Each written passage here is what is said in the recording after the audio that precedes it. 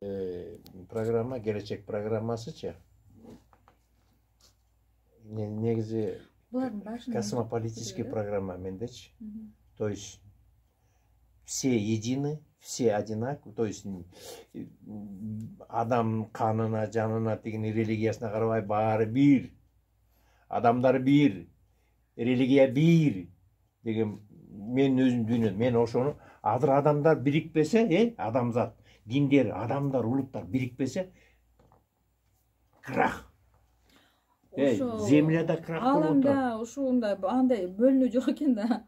Бар чогуу эле жүрөт экен. Таштачы грязь болуп атат. Мен деле койбосом болмок турбу. Ой, блин. Сон турбай, а что ты мне не давал? Смотри, как классно, а? Сонун мындай.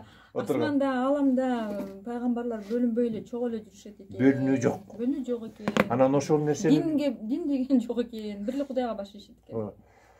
Анан ошону маған айтып атат да, менің кураторларым. Это очень тяжело дейт. Мен айтып атам, это очень тяжело. Бирикпейт деп атам. Бирикпейт десем айтып атат. Ты делай шаг дейт. Делай шаг. Делай деп атат. Да мен ошентип атат.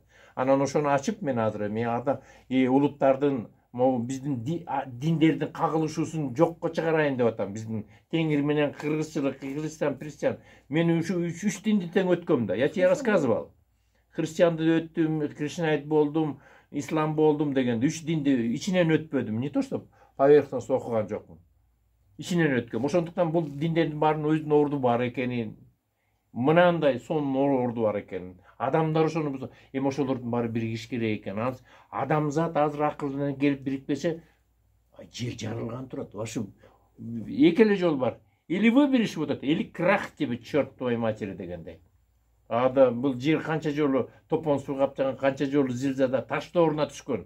Каменный векке түшкөн да. Қайра қирағандан кейін ештеңе оңойлы екен. Ушул адамдар 1000 киши қалып қалса, таш торкон. Свет жоқ, ештеңе техника жоқ.